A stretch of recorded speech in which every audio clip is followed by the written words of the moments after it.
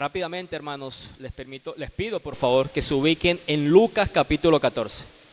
Lucas capítulo 14.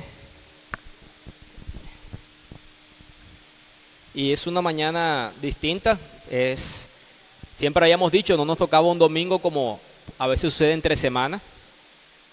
Pero también, como decía un amigo, aquí ni porque caiga nieve se sentiría realmente fresco dentro de este lugar. Pero hoy nos reímos de eso y un día será para darle la gloria al Señor todo lo que hemos experimentado en estos 5 meses en este lugar. Luego de ese breve comentario, en Lucas capítulo 14, vamos a compartir los versículos del 1 al 14. Lucas 14, los versículos del 1 al 14. ¿Cómo lo hacemos? Nos ponemos sobre nuestros pies. Yo leo hasta el número 13 y de manera unánime leemos al 14. Yo voy a leer en la versión Nueva Biblia de las Américas. Dice la palabra del Señor. Y aconteció que en un día de reposo Jesús entró para comer en casa de uno de los principales de los fariseos, y ellos lo estaban observando cuidadosamente. Y allí frente a él estaba un hombre hidrópico. Dirigiéndose Jesús a los intérpretes de la ley y a los fariseos les dijo: ¿es lícito sanar en el día de reposo o no? Pero ellos guardaron silencio, y él, tomando al hombre de la mano, lo sanó y lo despidió. Y a ellos les dijo: ¿a quién de ustedes se le cae un hijo o un buey en un hoyo en día de reposo, no lo saca inmediatamente? Y no le pudieron responder a esto. Jesús comenzó a referir una parábola a los invitados cuando advirtió cómo escogían los lugares de honor en la mesa. Cuando seas invitado por alguien a un banquete de bodas, no tomes el lugar de honor, no sea que él haya invitado a otro más distinguido que tú. Y viniendo el que te invitó a ti y a él te diga: dale lugar a este, y entonces avergonzado tendrás que irte al último lugar. Sino que cuando seas invitado, ve y siéntate en el último lugar, para que cuando llegue el que te invitó te diga: amigo, ven más adelante. Entonces serás honrado delante de todos los que se sienten a la mesa contigo. Porque todo el que se engrandece será humillado, y el que se humille será engrandecido.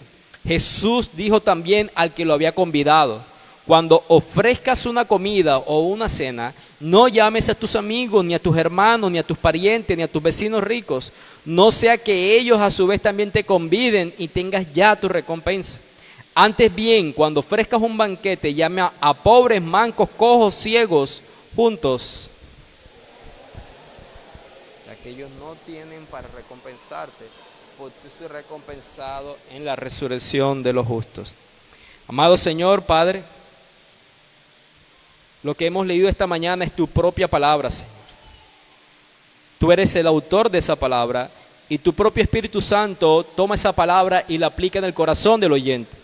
La aplica para dar vida donde no hay vida, o la aplica para santificar donde ya existe la vida espiritual, Dios. Padre, entendemos que tenemos una responsabilidad a medida que escuchamos tu palabra. Debemos hacer nuestro mayor esfuerzo en la escucha de ella misma, atendiéndola a ella, meditando a medida que va avanzando la enseñanza. Dios, pero esto será o un acto mecánico o un acto de transformación únicamente por tu intervención.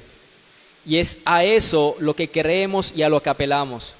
Clamamos a ti, Dios, para que en tu gracia y misericordia generes esa transformación en cada uno de nosotros. Los muchos pecados del predicador, Señor, que no sean de tropiezo. Las debilidades de la audiencia, que tampoco sean de tropiezo, Señor. ¿Por qué nos hemos reunido esta mañana? Porque hemos cambiado el horario, porque te necesitamos a ti, te queremos a ti, y tú estás, Señor, a medida que tu palabra es enseñada. Separados de ti nada somos, Señor. Bendícenos, Padre, en el nombre de Cristo Jesús. Amén y amén. Pueden sentarse, por favor.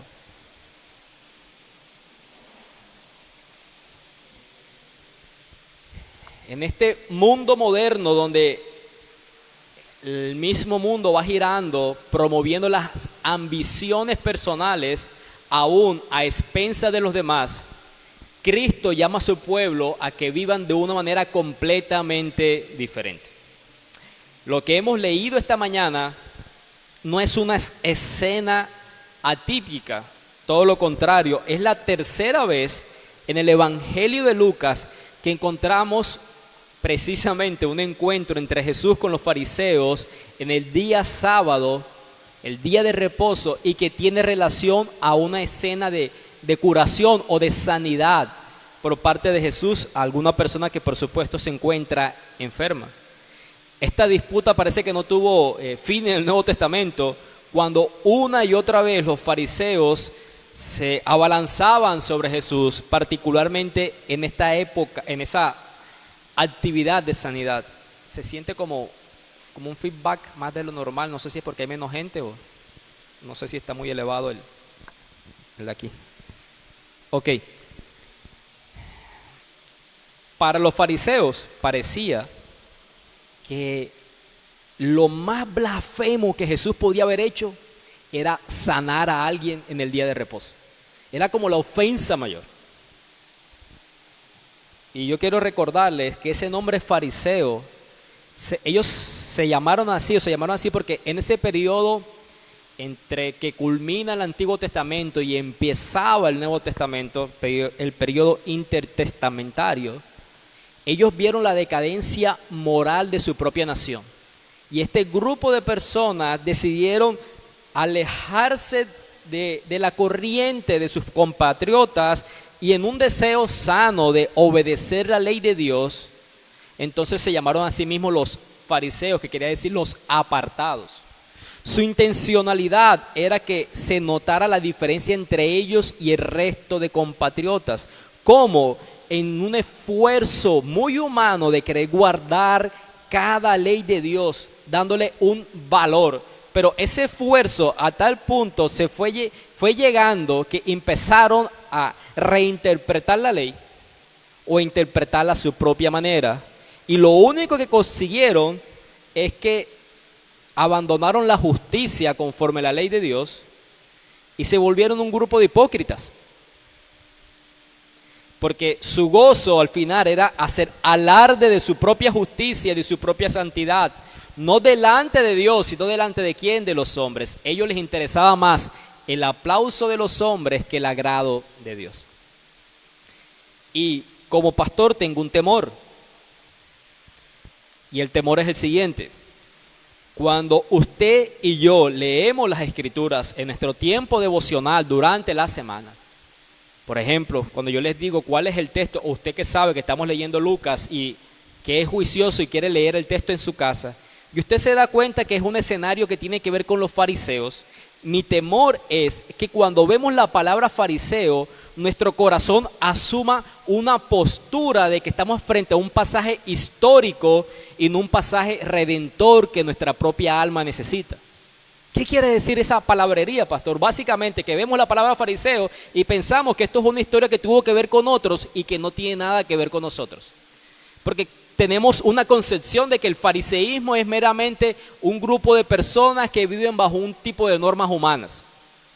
Como si estas verdades de la palabra de Dios que hacen referencia, en este caso, a la historia del encuentro de Jesús con los fariseos, no pudiera ser aplicable para nosotros porque nosotros no tenemos un sistema de normas o de leyes a las que nos sometamos como ellos hacían. ¿Cómo entonces deberíamos leer estos pasajes? ¿Cómo debería ser la lectura de estos pasajes? Quiero darles una definición y una explicación. Una predicación cristocéntrica, una predicación sana y al mismo tiempo una lectura sana de la Biblia, es decir, una lectura cristocéntrica, es aquella que busca elementos redentores en el texto bíblico y son aplicables a nuestra condición caída. Nuevamente, déjame darte una definición del pastor Bryan Chapell, que él explica precisamente qué es la condición caída del ser humano. Él dice, la condición de caída del ser humano, la condición humana que los creyentes contemporáneos comparten con aquellos a quienes o acerca de quienes se escribió el texto, el pueblo de Dios necesita la gracia del pasaje para poder glorificarlo y gozar de él. Déjame, se los pongo en palabras más sencillas. Estas personas a las que Jesús confronta en su pecado tienen algo en común contigo y conmigo. Y es esa condición caída del ser humano, esa condición de pecado. Entonces, cuando usted quiere hacer una predicación sana o una lectura sana de la palabra, lo que deberíamos identificar en el texto es esa área particular de la condición caída del ser humano para ver cómo Cristo la redime y de eso sea aplicado para nosotros. El origen del pecado de los fariseos no era un sistema de leyes inventado por ellos. El origen del pecado de los fariseos era su corazón pecador. Y eso usted y yo lo compartimos con ellos. Nacemos con un corazón en pecado. No nos hacemos pecadores en el tiempo. Nacemos bajo una condición de pecado. Por lo tanto, la confrontación de Jesús a ellos debe ser vista por nosotros como una confrontación a nosotros mismos. La manera en que Jesús los confronta a ellos en su pecado, usted debe acercarse a ese texto considerando que es Cristo quien lo confronta a usted mismo con el mismo pecado. ¿Y qué es lo que confronta a Cristo en el texto de nosotros en esta mañana? En estos 14 versículos. Bueno, esos son los puntos de nuestro sermón. Porque Cristo les confronta a ellos la hipocresía, el orgullo y el egoísmo. La hipocresía, el orgullo y el egoísmo. Todo lo que les decía ahorita identifica esa condición caída del ser humano para que entiendas que el texto tiene que ver contigo. A eso me hago referencia. Si tú identificas, por ejemplo, que él está condenando, confrontando la hipocresía, el orgullo y el egoísmo, eso tiene que ver contigo. Porque no sé si te lo han dicho, eres hipócrita, eres orgulloso y eres egoísta. Y sí, a mí me lo han dicho. ¿Quién? Yo mismo me lo he dicho. La palabra del Señor nos lo dice. Y nuestra esperanza, hermanos, nuestra esperanza es que frente a lo que somos no deberíamos responder bajo la negación o la justificación, sino nuestra esperanza es lo que Cristo hace para que podamos abandonar ese tipo de pecado. Entremos entonces al primero de ellos, la hipocresía. ¿Dónde vemos eso? Del versículo 1 al versículo 6. Lucas no nos los dice. Por lo tanto, no podemos afirmar con seguridad. Pero hay suficientes razones para considerar que la escena que hemos leído en esta mañana no es una escena casual. Jesús estaba por ahí, te invito a comer a mi casa. Parece más bien como una escena planeada. Porque por alguna razón se encontraba un hombre con una enfermedad, que el texto dice que era un hombre hidrópico, y dice que estaba allí frente a él, a Jesús, en el versículo 2, y era un día sábado, y habían fariseos.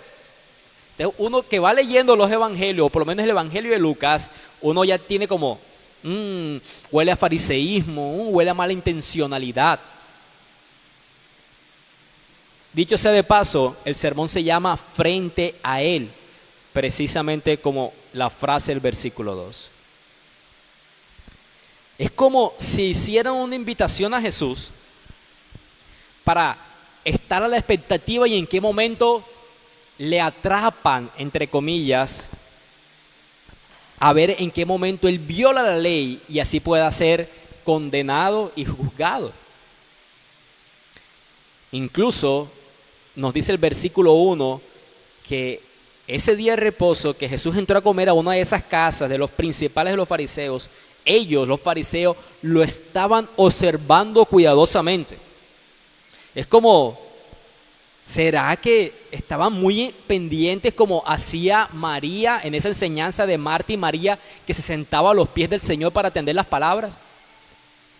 Yo veo ese observando cuidadosamente y recuerdo la escena de un primo mío que en su infancia, ya se podrá imaginar cómo será ese muchacho, donde sus padres trabajaban, había una silla medio dañada y él la acomodó como que aparentemente pareciera que estuviera bien y se sentó a lo lejos a detenerse y observar muy pausadamente a ver quién se sentaba. ¿Para qué? Para que el que se sentara se cayera y él salía corriendo y a reírse. Una mala intencionalidad es lo que quiero decir, que esa frase nos hace pensar cuando ellos lo estaban observando cuidadosamente. Ese tipo de escena cuando, te descubrí. Es lo que ellos querían hacer. Pero Jesús, siendo Dios, no le temía a ese tipo de malas intenciones. Dicho sea de paso, Jesús no rechazaba una invitación a comer por parte de personas que eran aún sus perseguidores. Pero tenemos mucho que aprender cuáles eran sus intenciones. No eran meramente sociales. Eran evangelísticas y confrontar el pecado de ellos. Deberíamos usted y yo tener la misma actitud cuando alguien que no es creyente tiene ese tipo de atenciones para con nosotros. Por supuesto que si la invitación es a un lugar, un concierto, ustedes saben a lo que quiero ahí, pero no quiero entrar ahí en ese tema. Discernir, básicamente lo que les quiero decir. Ahora, Jesús no los decepcionó, Él aceptó el desafío y les pregunta de frente, les hace una pregunta y los pone en un aprieto. Les dice, ¿es lícito sanar en el día de reposo o no? Y esto traía una serie de... Pero los puse en aprietos. ¿Por qué sentido? Porque la ley no prohibía la sanidad en el día de reposo, particularmente en el escenario como más adelante Jesús les dice, se te cae un hijo o un buey en un hoyo el día de reposo, no lo sacas inmediatamente. Se pudiera ver como un trabajo, pero digamos que la ley de Moisés comprendía que la misericordia iba primero antes que el trabajo. Entonces, si ellos decían, la curación no está permitida, darían la impresión de, oye, qué malos somos, ¿no? Y si decimos que sí, entonces van a decir, ustedes están del lado de Jesús. Él los ponía entre la espada y la pared. Y nuevamente, hermanos, como algunos de ustedes les he comentado, cuando hemos estado compartiendo el Evangelio de Lucas, me encanta ver cómo Jesús desarma los argumentos de las conciencias con una sola pregunta. Él no necesariamente llega haciendo un juicio, ustedes son hipócritas inmediatamente, sino que más bien lanza preguntas donde las respuestas ponen aprietos al oyente. Usted y yo deberíamos ejercitar en sabiduría esa manera de argumentar o compartir con las personas. Porque al final, quien debe presionar las conciencias es el Espíritu del Señor y no nosotros mismos con subir el tono de voz. Es la sabiduría de Cristo la que nosotros necesitamos. Quisiera decirles un poco sobre un hombre hidrópico. Eso es sencillo, usted lo busca en Google. Alguien que sufra de un edema, básicamente una hinchazón por exceso de líquidos. Puede ser el vientre, las manos, los pies. Y hermanos, puede ser una enfermedad causada por una falla cardíaca, renal o incluso hasta del hígado. Es decir, esta enfermedad era una enfermedad complicada. Recordemos que Lucas es médico, por eso hace ese tipo de detalles. Y la respuesta de ellos en el versículo 4 lo dice todo. Guardaron silencio, por eso digo lo dice todo. El sonido del silencio. Ese silencio que habla más que 1000 palabras. Entonces, Cristo en su misericordia aplica su poder en compasión. Toma de la mano a este hombre, lo sana y lo despide. Y posteriormente les hace una nueva pregunta a este grupo de fariseos. ¿A quién de ustedes se le cae? Algunas traducciones dicen un asno o un buey, porque en otra conversación es la misma pregunta que Jesús ha hecho, incluso en el capítulo anterior. ¿A quién de ustedes se le cae un asno o un hijo? El principio es el mismo. Básicamente, quien no usa misericordia en algún momento que debe ser usado, no lo saca inmediatamente. Esa palabra nota la urgencia de la ayuda que la persona necesita. Y nuevamente el versículo 6 nos dice, no le pudieron responder a esto. Haciendo el estudio, me encontré con unas características que un pastor, Steve Cole, toma de este texto para que podamos identificar cómo son los hipócritas. Básicamente para que nos identifiquemos nosotros. Y dice, los hipócritas estudian la palabra como una munición contra otros, pero no la aplican a sí mismos. Un hipócrita es alguien que le gusta estudiar la palabra de Dios para tener un arsenal de argumentos para atacar a otra persona, en vez de tomar esa misma palabra y que esa palabra le confronte a sí mismo. Eso es como cuando, por ejemplo, los varones le decimos a nuestras esposas: la Biblia dice que tienes que, ¿qué? Someterte a mí. Pues la Biblia le dice eso a las mujeres, pero al varón le dice: ama a tu esposa como Cristo ama a la iglesia. Es como si en ese momento Pablo estuviera hablando a la mujer: sométete a tu esposo, mientras que el esposo le esté tapando los oídos. Porque el mandato al hombre no es de que tu esposa se someta. Ese es el mandato de la mujer. El mandato del hombre es que ame a su esposa como Cristo ama a la iglesia.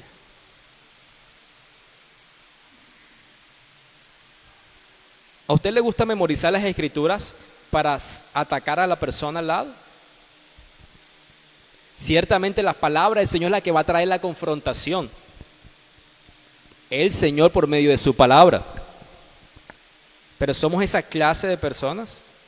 Otra, los hipócritas apuntan y tratan de derribar a cualquiera que confronte su pecado con la palabra. ¿Por qué este fariseo invitó a cenar a Jesús? Porque Jesús les confrontaba su pecado con la palabra.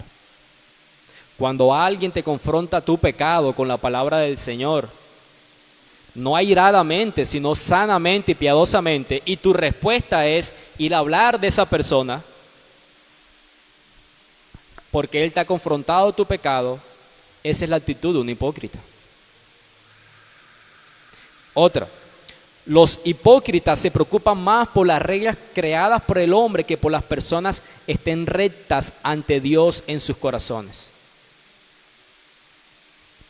A estos fariseos no les podría importar menos este hombre herido, ¿no? No le importaba que estuviera sufriendo. Para ellos era más importante la normativa. Yo les mandé un mensaje esta mañana. Por favor, vamos a empezar un poco más tarde. Y decía ahí brevemente el porqué. Por amor a nuestros hermanos que se movilizan en motos. ¿Por qué? Porque los que venimos en vehículos no vamos a tener el mismo inconveniente con la lluvia y las calles mojadas. Si usted en su corazón se molestó porque no empezamos a la hora que teníamos que haber empezado, eso puede ser señal de hipocresía.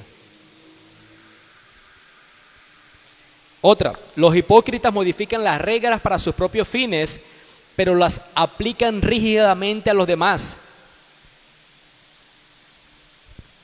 Eso es cuando, por ejemplo, usted se ofusca cuando usted va con su hermano al lado y su hermano se voló el semáforo.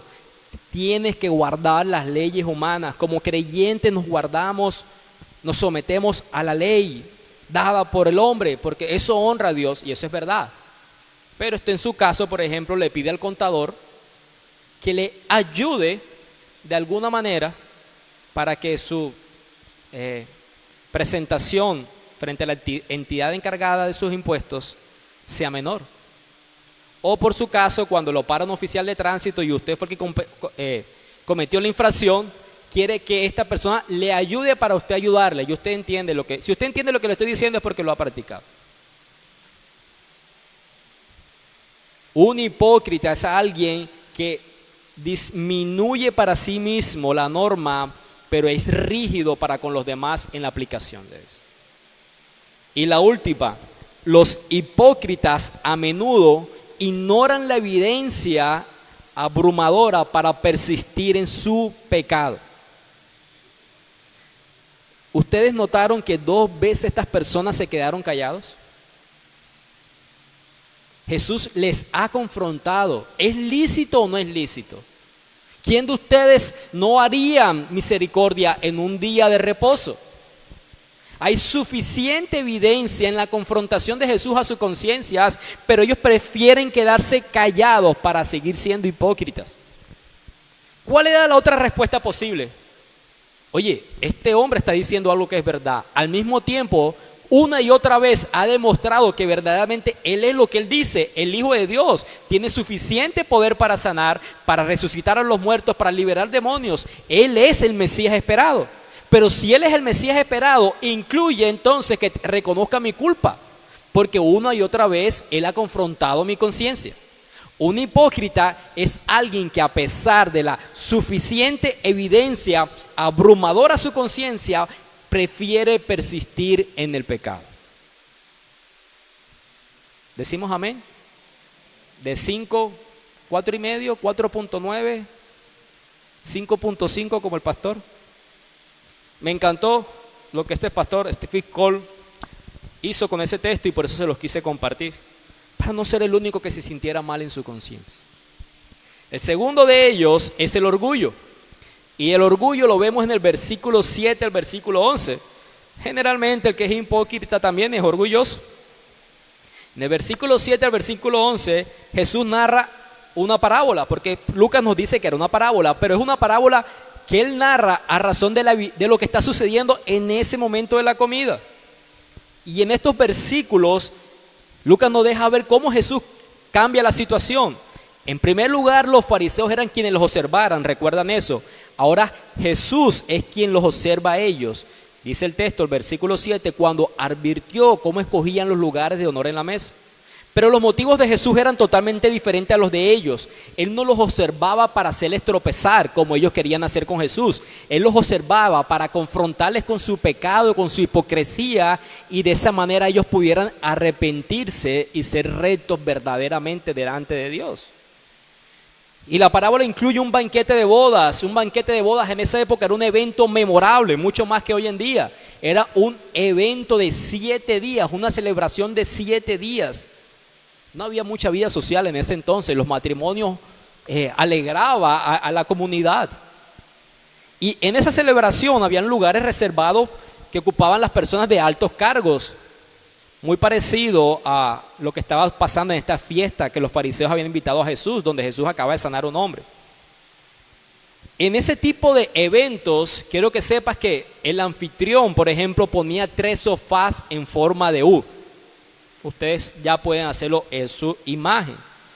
Y el lugar con mayor prioridad era el medio de la U. Generalmente el anfitrión se sentaba en uno de esos, y los lugares más cercanos al anfitrión estaban reservados o eran ocupados por las personas de mayor honorabilidad dentro de la propia comunidad. En ese entonces no se ponían carteles como hoy, reservado, cuando usted lo hace, o el nombre. Te ha ido a ese tipo de eventos que usted empieza a ubicar cuál es su nombre, o alguien lo ubica, te corresponde tal mesa para que usted sepa dónde está, para darle un mejor orden al evento. En ese tiempo eran asientos abiertos, pero se suponía que cada quien conocía su lugar. Y cuando el anfitrión, que se sentaba en el lugar más alto, él esperaba que los 2 asientos a su lado, de la izquierda y a la derecha, estuvieran ocupados por los invitados más honorables. Y Jesús estaba observando lo que sucedía en la escena. Seguramente había alguna pelea porque los invitados estaban tratando de sentarse al lado del anfitrión. Y Jesús tomó esa situación de ese momento y cuenta una parábola. Esta parábola pareciera que estuviera narrando lo del momento, pero precisamente usa de esa palabra porque era algo que estaba pasando en ese momento. Y tenemos que recordar que las parábolas tienen una aplicación espiritual y eterna. Y en este caso, la parábola apuntaba a de que todo aquel que intenta promocionarse para alcanzar el reino de Dios terminará siendo humillado. Pero el que es humilde terminará siendo puesto en el lugar de honor. Estas personas deberían conocer esa máxima que Jesús relata o dice en el versículo 11, porque incluso la ley dice algo parecido. Ustedes van al Salmo 75, el versículo 7, dice: Dios es el juez, a uno humilla y a otro ensalza, a otro engrandece. La humillación o el engrandecimiento le corresponden a Dios. Y cuando Jesús le está diciendo a los invitados a la cena que debe buscar los asientos más bajos, porque Él está diciendo eso, no te sientes en el lugar más relevante. No sea que llegue alguien en el lugar de honor, que llegue alguien más distinguido que tú. Él no te está dando la fórmula mágica. No es de que tú vas a decir, Jesús está diciendo que para yo estar en el lugar de honor, voy a pasar desapercibido delante de los demás. Me voy a ocupar allá como quien no quiere la cosa. No, porque ¿sabes cómo se llama eso? También es orgullo. Jesús no está dando la estrategia para la exaltación. No, Él está confrontando precisamente el orgullo. Y ese orgullo, precisamente buscar la vanagloria, como también querer buscarla de manera desapercibida. No, yo paso ahí de agache, desapercibido, que no me noten. Si tú estás buscando la aprobación del hombre porque busques el lugar de honorabilidad o porque quieras hacerlo de manera con estrategias, igual estás siendo soberbio.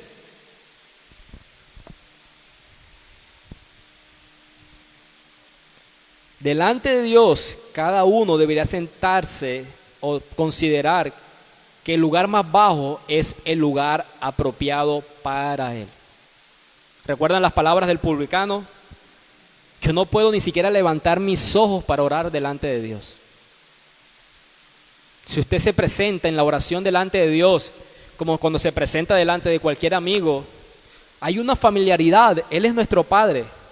Pero si usted se presenta sin reverencia y sabiendo que ese trato filial es por gracia y no por méritos, lo hace desde un corazón orgulloso. Si usted cree que merece la bendición de Dios, ese es el orgullo quien habla. Porque cuando más crecemos en gracia, más creceremos también en humildad. La humildad bíblica es el reconocimiento de que todo lo bueno que somos y todo lo que tenemos viene como un regalo inmerecido dado por Dios. Pablo le dijo a los corintios, ¿qué es lo que tienen que no hayan recibido? Y si lo recibiste, ¿por qué se jactan como si no lo hubieran recibido?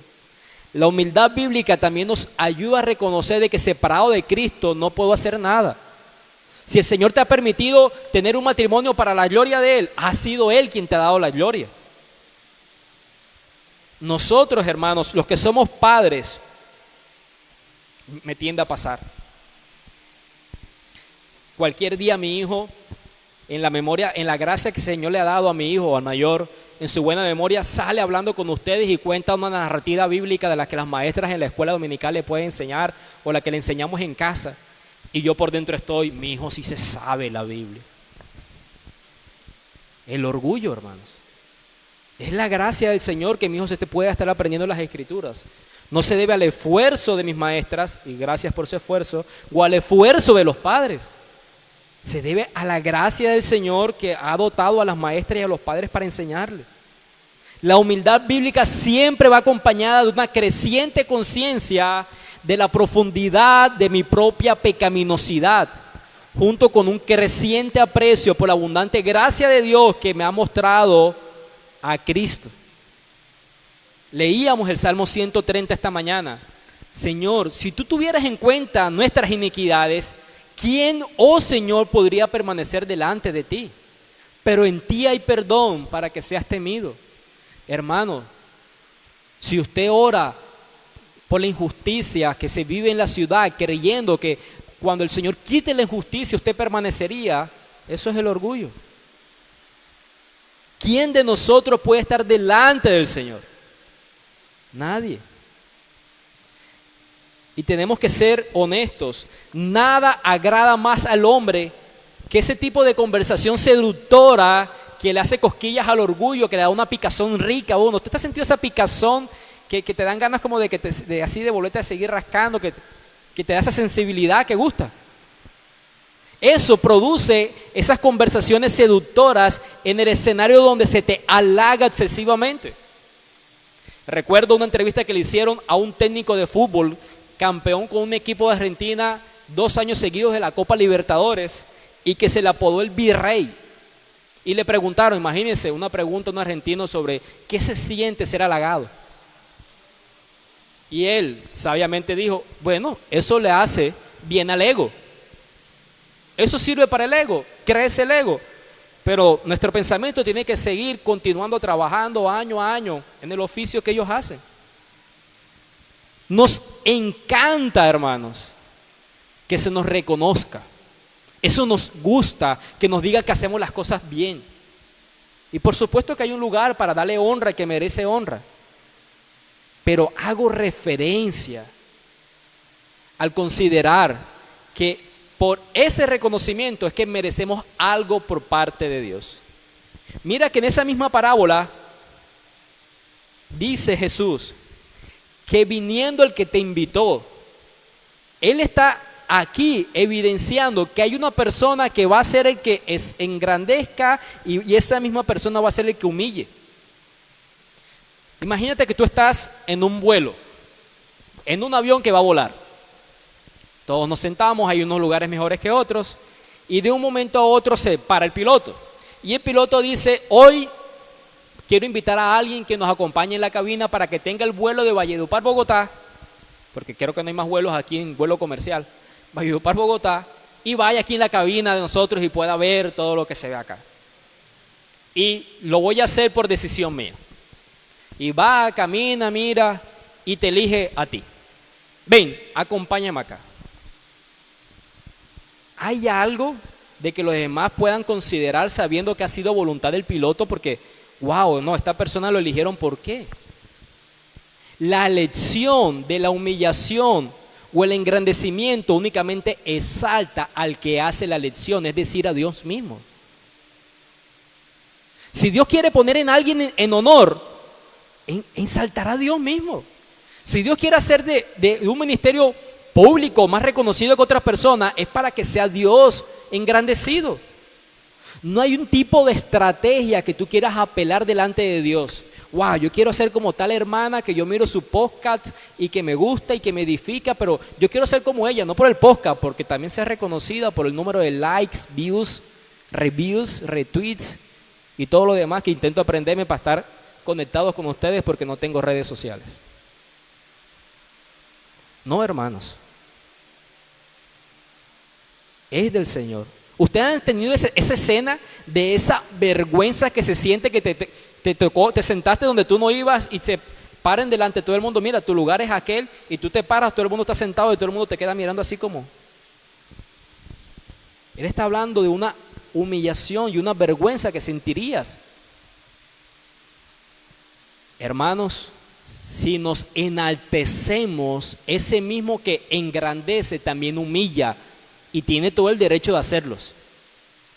Y esa humillación por parte de Él lo puede hacer de este lado de la eternidad para santificación, o lo podrá hacer en el día del juicio final porque te consideraste que merecías estar con Él por tus propios méritos y no fue así, y serás humillado en ese día. Es la prerrogativa divina enaltecer o humillar. Es nuestra responsabilidad no querer ser enaltecido y mucho menos a querer apelar a una estrategia para que eso suceda. Eso es el orgullo. Amén, otra vez. Ya me siento más acompañado. Y el último es el egoísmo. Versículos 12 al 14. El que es hipócrita generalmente tiende a ser orgulloso, y el que es orgulloso también tiende a ser egoísta. Y eso ya ha quedado en evidencia en este pasaje, ¿no? Ahí va muy de la mano, no son sinónimos, son parecidos. Pero ese egoísmo queda en primer plano en los versículos 12 al 14. Ya Jesús desvía su atención de aquellos que habían sido invitados a esta comida del sábado y ahora pone su atención sobre el gobernante de los fariseos que los había invitado. Versículo 12 dice que Jesús también dijo al que lo había convidado. Y Jesús confronta al hombre por tener esencialmente la misma actitud orgullosa que aquellos a quienes había invitado. Estas personas a quienes habían sido invitadas lo vieron una manera de poder promoverse delante de ellos mismos. Mira, si yo me siento al lado del anfitrión, la gente va a pensar que yo soy alguien importante. Pero esta persona también demostró su orgullo y su egoísmo por las razones de las personas a las que invitó. Ahora, por favor, si usted lee el versículo 12, cuando dice, cuando ofrezcas una comida o una cena, no llames a tus amigos, ni a tus hermanos, ni a tus parientes, ni a tus vecinos ricos, y lo va a tomar de manera literal para decirle a un hermano que usted le tiene pendiente una salida a comer o a su casa, invitarlo y decirle, mira, ve, por eso es que yo no te he llevado a mi casa. Está tomando el texto como no es. Si usted tenía pensado invitar a Abel, él se deja invitar. No piense tomar este texto como justificación para considerar que usted ya no puede llevar a nadie cercano a usted. No es la manera en cómo este texto está dado para nosotros, para la literalidad. No es el principio de la confrontación que Jesús está haciendo aquí. Está bien tener coinonía y compañerismo con este tipo de personas que se describen aquí. Pero básicamente, este hombre buscaba ser recompensado y eso es lo que lo motivó a escoger a las personas a las que invitó. Eso se llama egoísmo. Hizo por el beneficio que esperaba a cambio. Eso es como, ¿cómo es que dice el refrán? No da puntada sin dedal. Eso es tomar acciones de generosidad y liberalidad, favorecimiento para con alguien esperando algo a cambio. Eso se llama egoísmo. Él estaba señalando entonces que tú no estás siendo generoso, ni mucho menos amoroso, si lo que a las personas que tú invitas, con las que tú eres hospitalario, son personas que tú estás invirtiendo para que ellos te devuelvan el favor. Especialmente si estás invirtiendo a alguien que tiene recursos económicos para que te vuelva a devolver la invitación. Eso es egoísmo. El verdadero ministerio por amor cristiano sirve y da sin pensar en nada a cambio. No es manipulador, no utiliza a las personas en lugar de amarlas. Como cristianos, hermanos, debemos servir a los demás por amor a Dios y por amor a los demás. Si nuestro objetivo de acercarnos a las personas es vernos favorecidos por ellos, por su posición, no solamente es orgulloso, es también egoísmo. Y Jesús dice que para seguir el camino de Él, entonces debes concentrarte en lo eterno y no en las recompensas de esta vida. Muchas de nuestras decisiones y nuestras inversiones de tiempo y finanzas las hacemos precisamente porque tenemos en alto valor y aprecio el aquí y el ahora, y tenemos en muy bajo valor y aprecio la realidad de la eternidad. Al final, el versículo 14 lo decía: serás bienaventurado cuando manifiestas compasión y amor con aquellos que no tienen cómo recompensarte, porque serás recompensado en la resurrección de los justos. Y si usted va a responder como aquel humorista que decía, ay, así que chiste, ese es el ego hablando.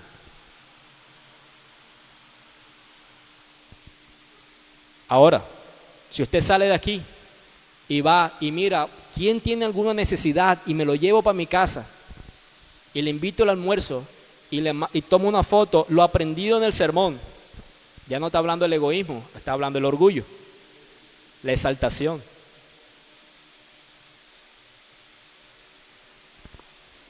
Hermanos, muy a menudo algunas bendiciones se van a regresar en esta vida cuando sirvas al Señor, pero hay otras bendiciones que no serán visibles aquí y ahora, pero el Señor no es deudor de nadie.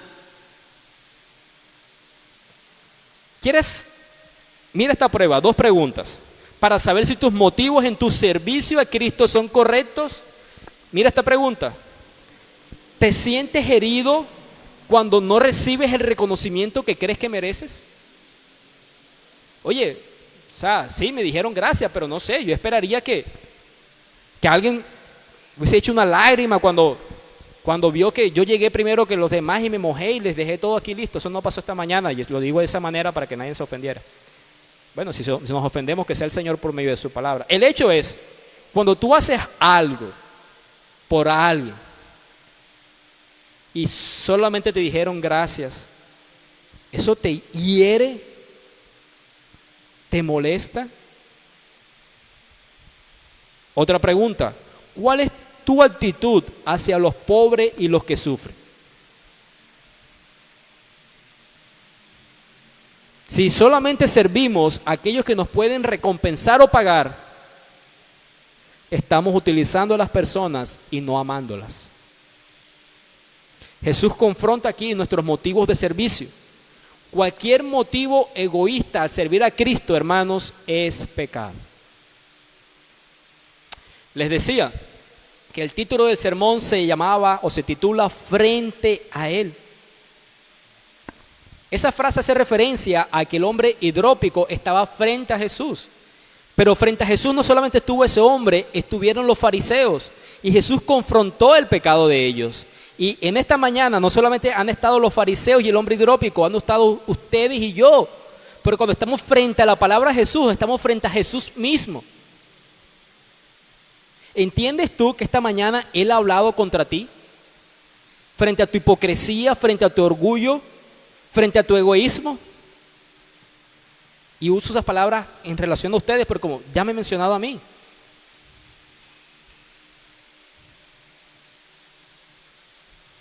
¿Sabes qué es lo que te aleja de estar con Jesús? El orgullo, la hipocresía y el egoísmo.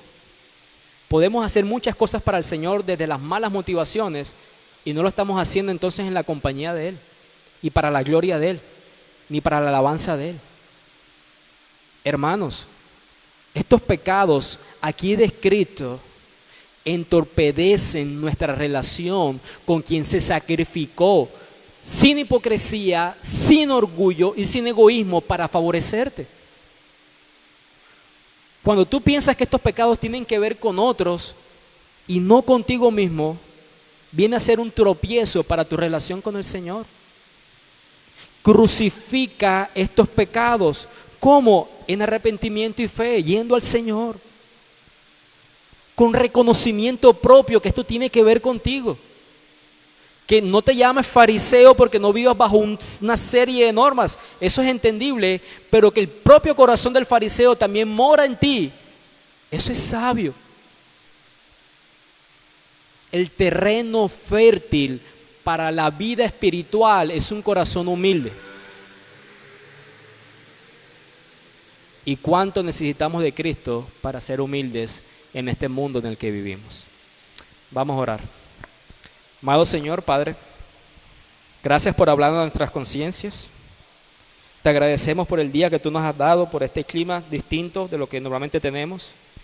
Y te pedimos, Padre Celestial, que si has hablado a nuestro corazón, sea para la gloria tuya y que tu Espíritu Santo nos capacite para ser transformado por medio de tu palabra, Dios. Oramos por las personas que no han podido venir en este lugar, Señor, para que ellos en sus casas también puedan meditar en esta palabra y la palabra también genere esa transformación en ellos. Gracias, Dios, por tu amor en Cristo Jesús. Y nuestra esperanza frente a nuestra hipocresía, frente a nuestro orgullo y frente al egoísmo es Cristo Jesús, que no solamente nos modela una vida distinta, sino que nos capacita con su propio Espíritu para crucificar estos pecados, Dios. Esa es nuestra esperanza. Llévanos con bien a nuestros hogares, Padre Celestial. Bendito seas. Amén y amén.